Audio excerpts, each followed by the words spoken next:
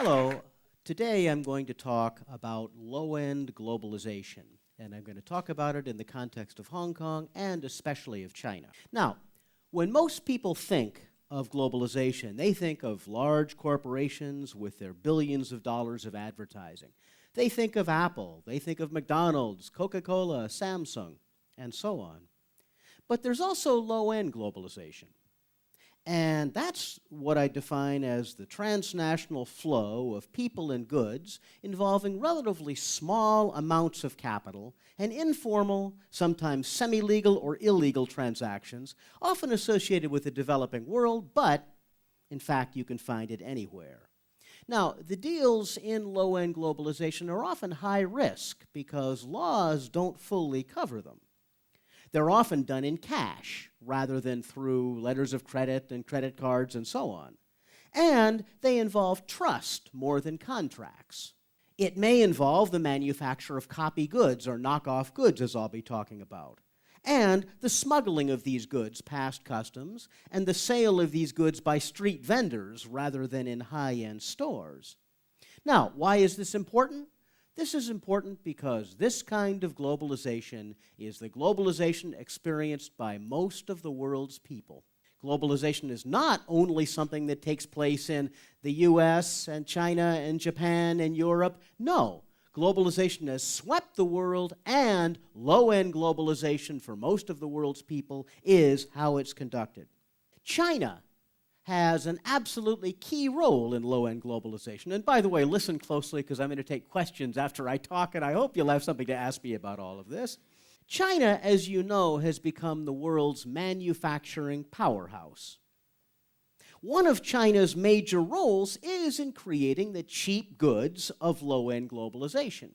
You know, many of you want to think of China as Lenovo, Huawei, the companies that are becoming more famous, but in fact, the major role China plays is in making the goods that people in Africa, in Latin America, in South Asia and Southeast Asia can enjoy, the goods of globalization at a cheap price that people can afford. China manufactures some world-class original goods, but many of the goods are copies and knockoffs. Now, there aren't all that many copies made in China, and I define copies as something having the label of the original, an iPhone that looks exactly like the original iPhone, for example. But I'm not quite talking about that, although that's part of what I'm talking about. More typical is knockoffs, where you take the design of an iPhone or the design of a Samsung Android and make it exactly according to that design, but put your own label on it. And this is what low-end manufacturing in China does. An African friend of mine was telling me, you can't buy too many copies in China, but after all, everything in China is a copy. Now, that's not true, as we know, but from his perspective, dealing with these low-end goods, yes, that's all you see. Of course, you know Shanzai phones and so on.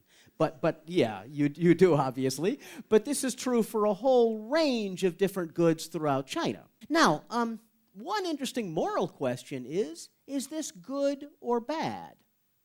Well, obviously, there's some examples of copies and knockoffs being bad. If I need medicine desperately and I go to the hospital and they hook me up with copy medicine, I may die. On the other hand, a copy Louis Vuitton bag, how bad is that? And that's an interesting question. Morally, the issue of copies is it is stealing in the sense that if Steve Jobs spends and his employees spend 10 years developing an iPhone and then a manufacturer somewhere else in the world can copy that and make just as much money off it, that's kind of a problem. But on the other hand, if it weren't for copies and knockoffs, many people in the world could not enjoy the goods of globalization. Here's what a Kenyan trader said to me. He said, nobody in my country can buy an original brand of suit or an original phone by a famous company. It's too expensive. But copies can bring the world to Africa. And this is a fairly major role that China is now playing.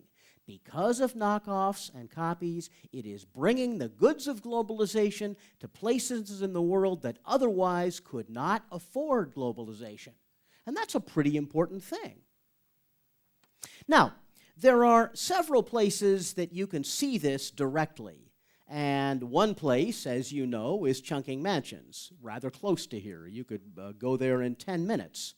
It is a major source of low-end globalization in Hong Kong. And you talk to Hong Kongers, and they think of Chungking Mansions as a place to eat curry restaurants and so on. But in fact, if you go to cities like Kampala, to Kolkata, to Karachi, places throughout the globe, and you mention Hong Kong, what people say, as I've heard, is Chungking Mansions.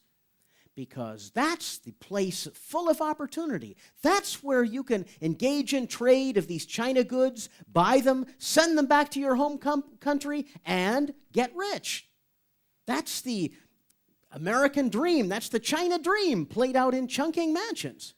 That's the major business of Chungking Mansions, wholesale goods sold to developing world traders.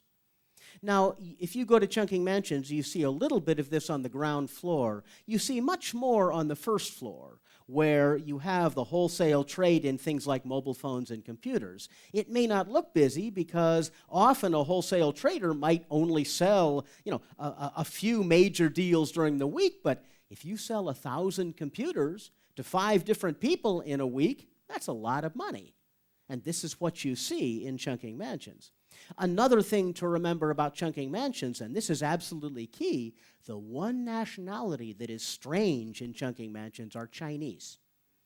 They don't belong there, they belong there as tourists, but you don't see very many merchants in Chungking Mansions who are Chinese. I was in Chungking Mansions with a prospective graduate student last week, and at a restaurant he said, "I want a Chinese menu." There's no Chinese menu. You can't get that at these kinds of places in Chungking Mansions. What Chungking Mansions is where the South Asians in Hong Kong, the Pakistanis and Indians, many of whom have grown up in Hong Kong, go to make their livings, really, and they're selling to Southeast Asians and Africans. So it is this foreign enclave in the heart of Hong Kong that's a center of low-end globalization. That's what it is, really. And increasingly there are Chinese tourists in the building, mainland Chinese tourists, because the guest houses in the building are quite cheap. Also, they simply want to see what's there. But it is interesting that it is this multi-ethnic island in Hong Kong as a Chinese city. Now, the real action now is not taking place in Hong Kong. It's taking place in China, and particularly in Guangzhou. That's much bigger than Chungking Mansions. There are probably 20,000 sub-Saharan Africans in Guangzhou, and also lots of Arabs, Indians, many different traders come in. They're in Xiaobei and also in Guangyanshi. Guangyanshi is a neighborhood that has more Nigerian Igbo. It's more Christian. Many of them are overstayers and thus illegal. Xiaobei, most of the people there are legal. It's a huge neighborhood, and it goes on all night. You can walk around at 3 a.m. in Xiaobei, and it's full of people at that time. The difference with Chungking Mansions is the size and the sheer diversity that you see in Chungking Mansions. In Xiaobei, you don't see that diversity, but you still see this massive number of people. Traders come to China because of its manufacturing prowess. And people say, what kinds of goods? Clothing, mobile phones, computers, furniture, building materials, solar lights. Absolutely everything is for sale there. And it goes back to places like Africa in hundreds, thousands of containers sent every month. Many people in Guangzhou assume that the Africans in places like Xiaobei are poor. No, they're not. They're among the richest of Africans because they had the money to be able to come halfway across the world to China, and they had the 10 or 15,000 US dollars that made it possible for them to engage in trade. These guys are well off. They are African aristocrats. But there are real problems that many have in their life in China, and the biggest problem is language difficulties. In Chungking Mansions, English is the language that people speak. In Guangzhou, no, it's not. And very few Africans speak Putonghua. A few do, but very few. And not too many people in Guangzhou speak English, so there is this ongoing problem. Nonetheless, life relations between Africans and Chinese are pretty good on a day-to-day basis, except in business. And if you talk to these African traders in Guangzhou, almost everybody says, Chinese cheat. That's the reputation of Chinese. Why? Well, there's a number of reasons for this. One is the language barrier. It's hard to work out trade deals when you can't speak one another's language. Another reason is that a number of Chinese manufacturers assume that African traders are coming in for one time only. And in a one-time deal, you can cheat somebody, rather than for the long term. Increasingly, Chinese manufacturers are realizing that African traders will be there a while and you need to build up a long-term relation of trust, but that hasn't happened too much yet. But there's another reason, and that's a cultural misunderstanding. It's very interesting that the Chinese might say, for example, here's a phone, and I can give this to you. This costs $100 US. And the African will say, no, I want it for 20. Now, the African is assuming that the Chinese is trying to cheat him by making the price. He's assuming the price is way high, and he really lowers the price. The Chinese, in turn, does not set a bottom line. The Chinese manufacturer could say, no, my bottom line is $80, no cheaper than that. But because the Chinese manufacturer wants the business, he says, okay, 20. But for $20, what kinds of phone can you make? Garbage. You can make a phone that looks good on the outside, but it hardly works. It breaks after a week. And this is why, according to one Kenyan trader, African garbage dumps are full of Chinese goods. Now, increasingly this is changing, and I think both sides are becoming more sophisticated, but because of this cross-cultural misunderstanding in bargaining, a lot of junk is sent to Africa, and the people who really suffer are the end consumer who buys a phone, maybe with a Nokia label or an Apple label, and finds that after 3 days it breaks. That's a real problem. Hopefully this will end, but this has been happening. Now, another question, aside from low-end globalization, is that of these Africans and Arabs in China. Are they changing China? I think they probably are. Here's a big question for you. In 50 years, will we see a Chinese Barack Obama? That seems a little hard to believe now, but 50 years ago, nobody could have predicted an American Barack Obama. So maybe so. You do have hundreds of little children in Guangzhou now who are half African, half Chinese. And that may be the future. What's China going to become? Right now, you already see a society like Korea that is increasingly multicultural. I think 10% of marriages in Korea are with foreigners. Now, you see a whole same kinds of things beginning to go on in China. What's going to happen? Maybe the traders will eventually leave. If prices in China get higher, if manufacturing no longer is something you can bring to these developing world countries. But maybe they will stay and help create a new multicultural China. We'll see. In any case, the last thing I want to say here is that China enables the goods of globalization, even if copied, to be spread throughout the world. And this may be China's greatest contribution when people write economics textbooks 100 years from now to globalization. This is what China has done in the early 21st century. It's enabled globalization to come to parts of the world that before had never experienced it. And this is a pretty wonderful thing. And I congratulate China for doing this. Thank you. So I can't see anybody, but I hope somebody has some questions. So my question is, what's the role of Chongqing Mason in this kind of transactions? Why those businessmen from Africa just go directly to Guangzhou instead of staying in Hong Kong? Okay, that's an interesting question. That's a very important question. You can get cheaper prices in Guangzhou because obviously if you're buying stuff out of Chongqing Mansions, it's harder. You've got to get the goods over the border into Hong Kong. But the risk of getting cheated is higher in China than in Hong Kong. In Hong Kong, bluntly put, there is a rule of law. In China, there is, but it's a lot murkier. English is spoken in Hong Kong. It's not spoken in China.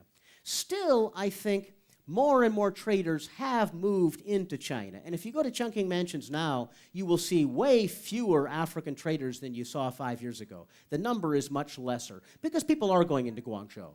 Guangzhou is getting a lot more sophisticated in that people are able to communicate better and they're becoming much more multicultural. So I think that increasingly is where traders will be going rather than Chungking Mansions. Although, again, as the exchange rate gets worse and worse and worse, as wages get higher and higher in China, maybe all these traders will move to Bangladesh or Vietnam or some other place. We'll see.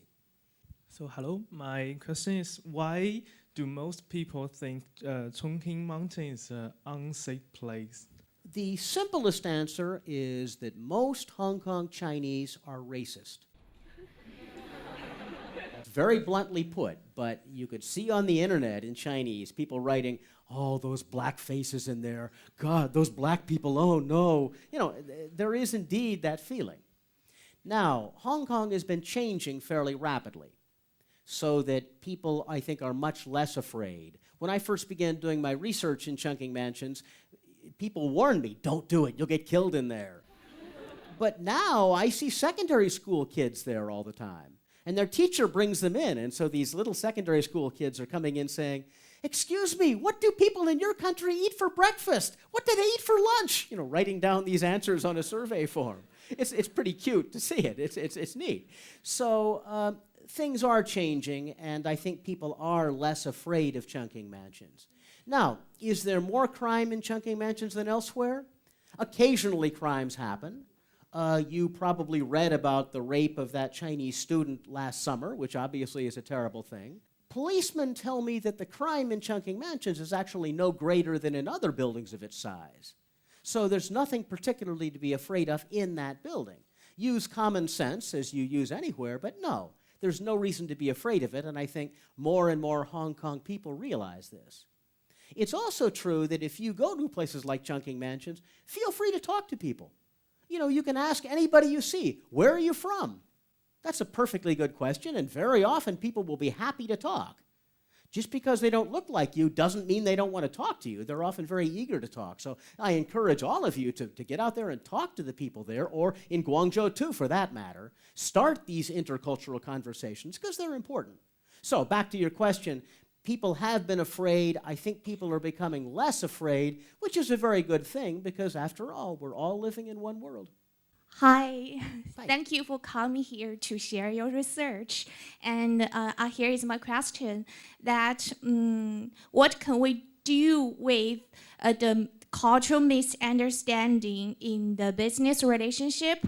I mean, should our government to do something, or our businessmen to develop, to improve themselves to solve this problem, in your opinion? Yeah, that's a good question. I think the biggest reason for misunderstanding is language. And China, especially South China and Guangzhou, has developed rather extraordinarily. People told me, African traders and Arab traders have told me that in 2005, when these traders first began coming to China, nobody at all could speak English. It was just completely impossible to communicate. Now it's fairly easy. I speak some Cantonese in daily life when I go to Guangzhou, but I know many people who don't at all, and they really have no problem. So already these changes are beginning to take place. It's also true that I think more Chinese merchants are realizing that the traders are here for long term, so it makes no sense to cheat someone. A business person's reputation in low-end globalization is what's really key, and if you cheat someone, your reputation has gone bad. So I think this cheating is going to become less, bit by bit. Can the government do anything? Well, the one thing that is happening is police are beginning to be able to communicate more. The reputation of police a couple of years ago was that if ever there was a dispute between an African and a Chinese, police would always favor the Chinese. That's what they said. But that's less so now, and I have some African traders telling me the police are being fair, which is interesting. That's a change. So I am optimistic that this cheating will become less. Africans, too, need to be more sophisticated. You know, African traders need to realize if you pay garbage money for something, you're going to get garbage. that's what they need to realize, and many haven't, but I think they're getting more sophisticated. So I'm optimistic that what I was describing will become less. And again, it often is less because of real cheating than because of cultural misunderstanding, which I think communication is going to lessen substantially. Hi, Gordon. Thank you for sharing. And my question is, I'm wondering what is the relationship between the African traders in Guangzhou, between them and the Guangzhou local people? Do you think they are the same as like African in Chongqing Mansion with Hong Kong local people? And do you think like they are quite being isolated? Well, in both cases, there is substantial isolation. Because local people don't often tend to go to whether it's Africans or Indians or anybody where they are. You know, most Hong Kongers don't go to Chongqing Mansions very much. Most people in Guangzhou don't spend much time in Xiaobei, which is one neighborhood in a huge city.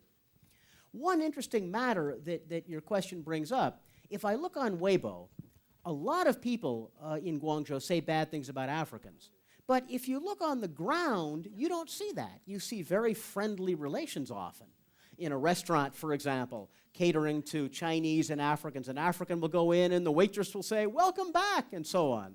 So it's rather friendly on the ground when people know each other. The biggest issue, finally, is simply when more people in China come to know Africans firsthand. And not just Africans, anything. There's generally a global tolerance that comes about when you meet somebody. I've met Arabs who say, or Chinese who say, "I hate Jewish people." Well, they've never met a Jewish person. Once they do, hey, that guy's a nice guy. In America, for a long time, people didn't like gay people until people realized, hey, that guy over there is gay. That woman over there is gay. Well, they're just my neighbors, that's all. And so there began to be more tolerance just because people got to know one another. And I think that's probably happening, too, in places like Guangzhou. Now, the government doesn't seem to be doing a very good job. People seem to be, in the government, often rather unaware of what goes on the ground with African-Chinese relations. But ordinary people do seem to be doing a pretty good job. And it's fairly interesting to see how friendships are forming. It's very slow because of the language barrier. You know, it's a long process, but it is happening. Rather than ask the government to do more, I think it's much more important just to have ordinary people in their lives get to know a greater and greater variety of people. One final point I want to ask in response to your question. I'm a privileged person in Hong Kong and in Guangzhou because I'm white. White people get treated nice. You know, I go into the 7-Eleven and buy something and I can see the clerk saying, "Oh, that white guy knows how to behave properly. You Chinese behave better." You know, that's weird, but that happens. Black people are treated badly because of their skin color in part. Now, not always. There's not racism across the board, but we do see this go on. And one thing we all need to learn in the world is to forget about where people are from. It doesn't matter if you're from a rich country or a poor country. That makes no difference. All that matters is the fact that you're a fellow human being. That's the ideal. Is that going to happen? It's a long, slow process, but I think it is happening. I'm optimistic in the end.